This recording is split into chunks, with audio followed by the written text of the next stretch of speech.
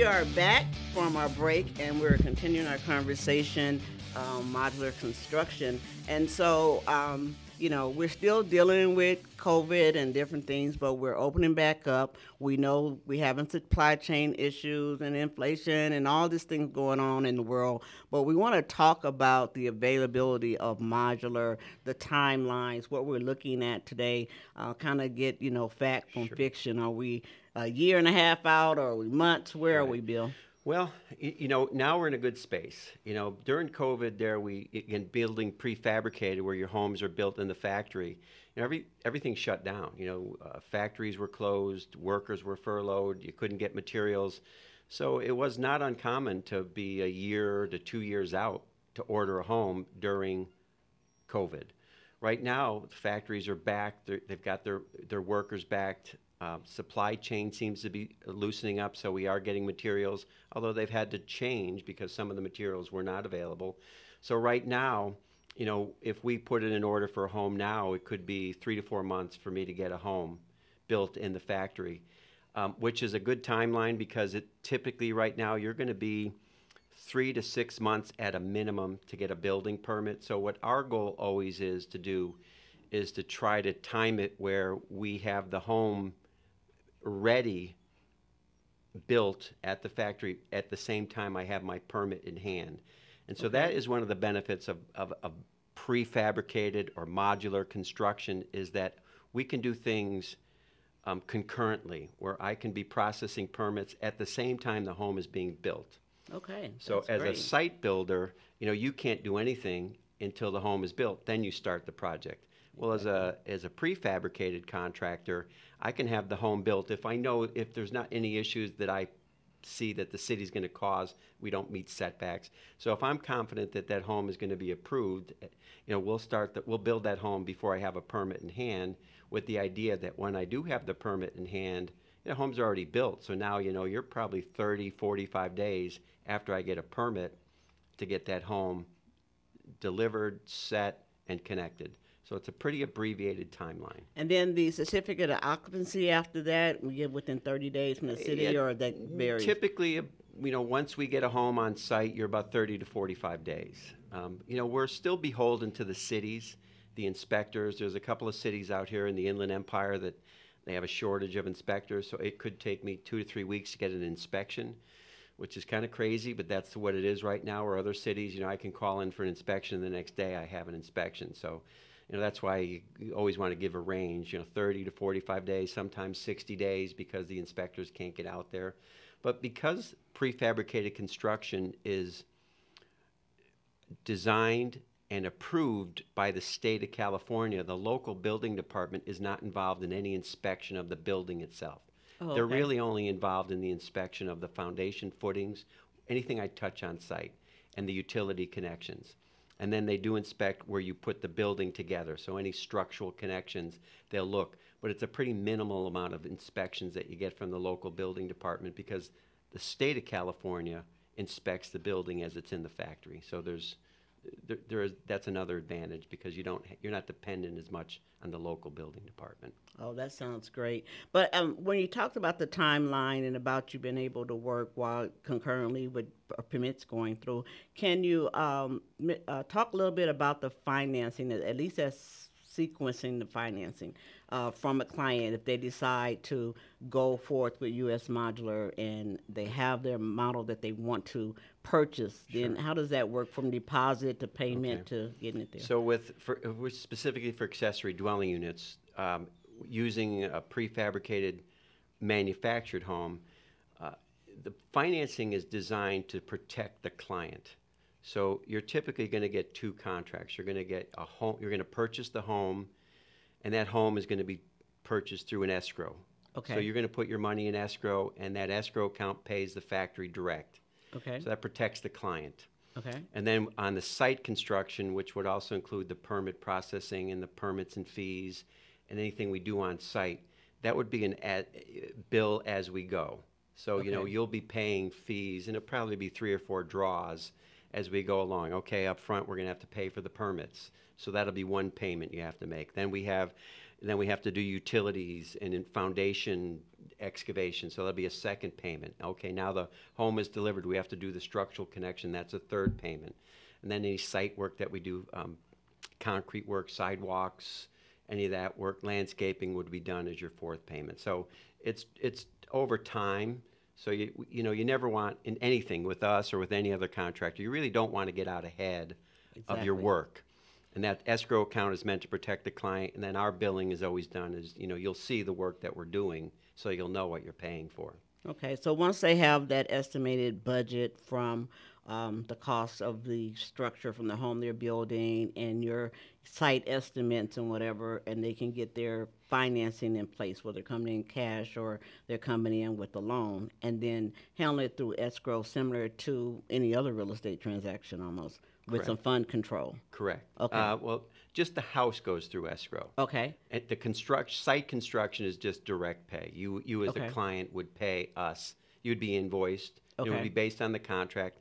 And on the contract we would create for the site work, it would be we would have a draw schedule. Okay. So you'll know in advance, okay, over the course of the next 6 months, I'm going to have to make these payments, and it'll tell you right there what is the amount, and what is it for. Okay. Okay, that sounds great. So, Bill, I'm just excited about modular about modular construction now. So, I want to talk about SB 9. SB 9 is an area of the law that allows lot splits or multi-units to go on lots. And here in the Inland Empire, I mean, if we look at the high desert a few years ago, we had like one house per 5 acres.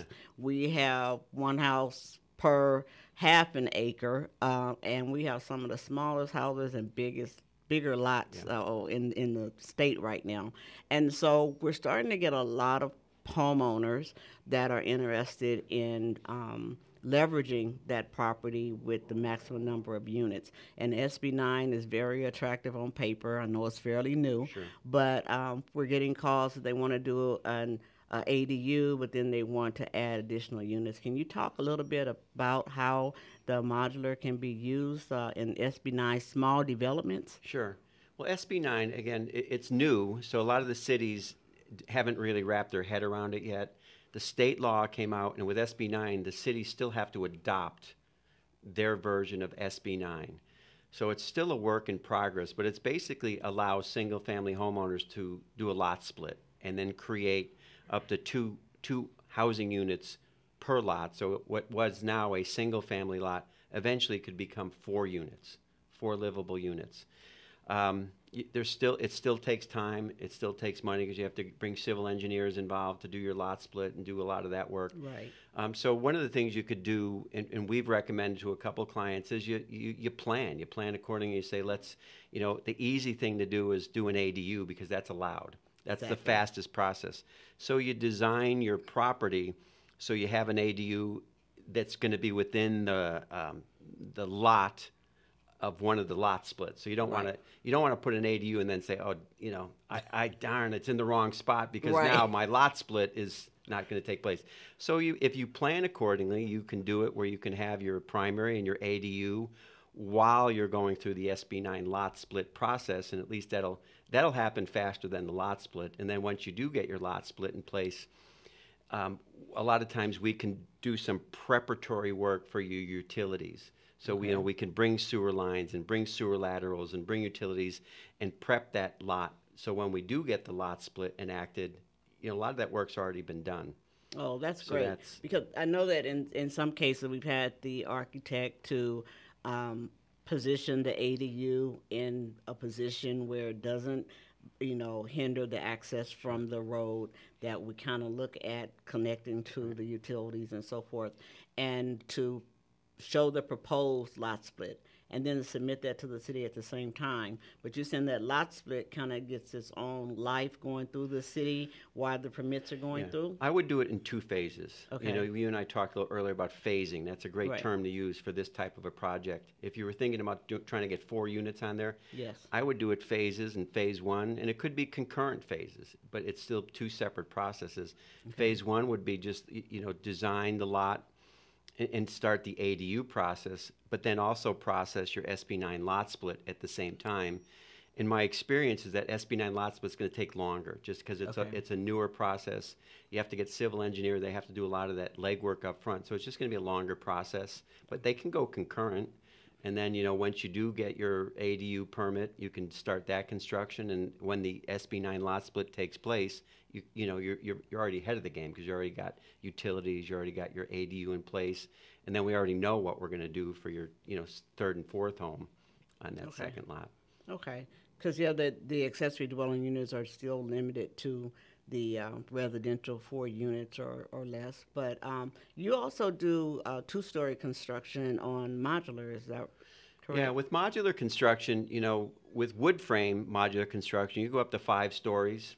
And we did a big project here in Redlands, a 3-story, 87-unit project in Redlands, a multifamily project, 3 stories. And right now we work with a factory that does steel frame construction, and you can go up to, I believe they with their specific designs, they can go up to 7 stories with that steel frame modular construction. Wow.